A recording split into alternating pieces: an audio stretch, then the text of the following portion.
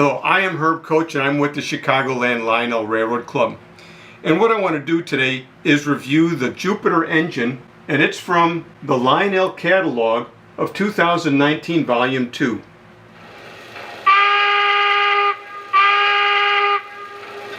Dispatcher, there's up and the crew's on board. Are we clear? Roger that. Take the green. Over. Thank you much. All clear, moving to the outbound. Out.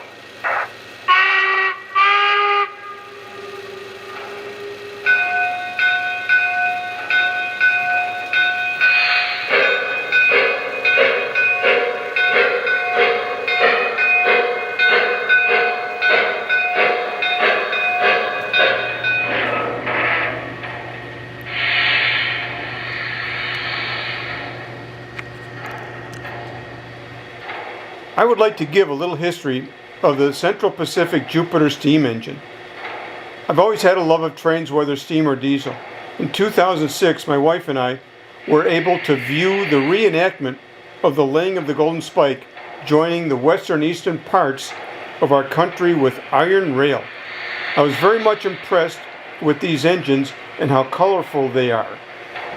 They were all so small compared to steam of the 1900s. At this time, I wanted a scale model of this engine to run on my layout, something cute.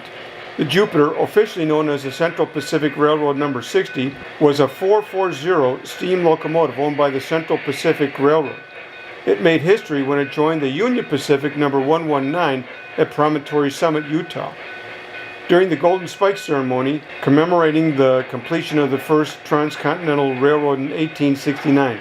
It made history when it joined the Union Pacific No. 119 at Promontory Summit, Utah, during the Golden Spike ceremony commemorating the completion of the first transcontinental railroad in 1869. The Jupiter was built in September 1868 by the Schenectady Locomotive Works of New York, along with three other engines named the Storm, Whirlwind, and Leviathan, respectively. These were then dismantled and sailed to San Francisco, California, loaded onto a river barge, and sent to the Central Pacific headquarters in Sacramento.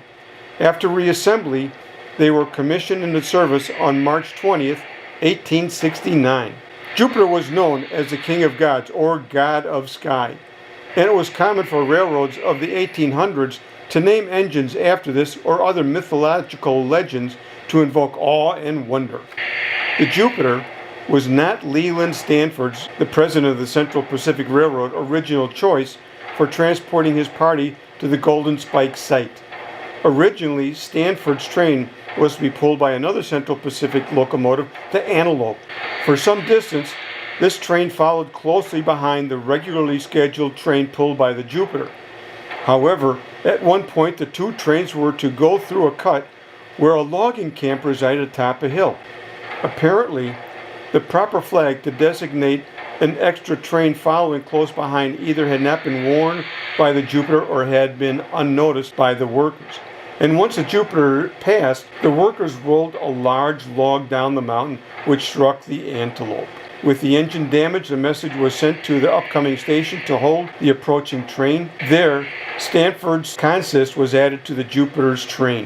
In 1975, O'Connor Engineering Laboratories of Costa Mesa, California, accepted the challenge of reproducing Jupiter and No. 119 as they were during the Golden Spike ceremony. With no plans or blueprints, engineers and technicians set out to build the historic American 440 locomotives.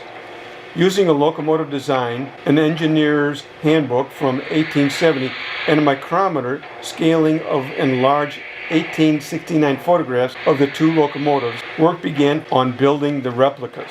A 4-year labor of love ensued, including 2 years just to create over 700 drawings. It took 4 trucks to bring the gleaming replicas 800 miles to Promontory Summit, Utah. Here they were christened with water from the Atlantic and Pacific Oceans and commissioned into service May 10, 1979, the 110th anniversary of the Golden Spike ceremony.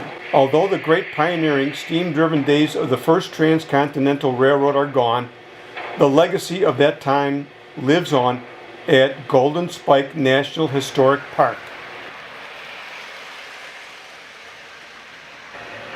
Well, I went back into my inventory archives and found the old General.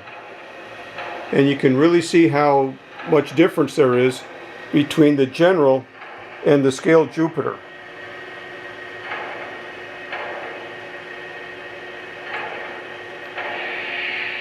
Lionel really did a super job on the Jupiter engine. It has all the details that you would like and more. One can see how the front headlight is just perfection. And you look at the smokestack with all of its rivets, and you head down to the cylinders, how bright they are, and the whole engine itself just gleams with beauty. The sand dome, steam dome. You have the wood cabin, very nice. You have the ornate tender. How pretty is that?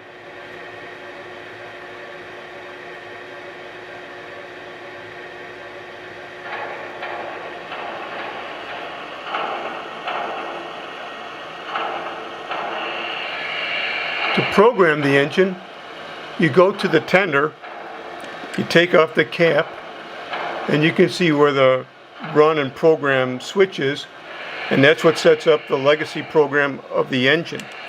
Now the engine is only equipped with legacy and not with sounds. The sounds for the train actually come from the passenger car behind it.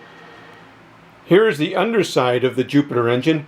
And one thing that I think is nice to see is that right here they show that this is number 177 of 277 that were made.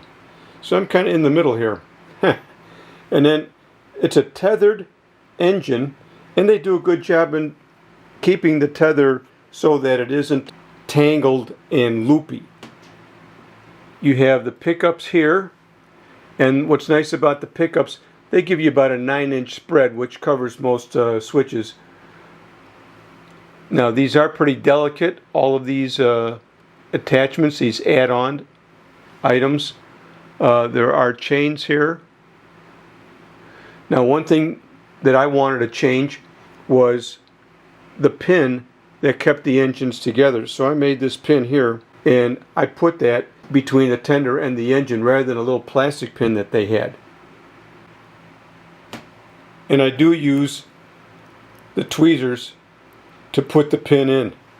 It's hard to get in there. On the sound passenger car, you can see the run program switch over here. Underneath you can see the volume control, and over here you can see the Lionel number. It is nice to see the Jupiter coming into Promontory Summit, where it meets the Union Pacific 119.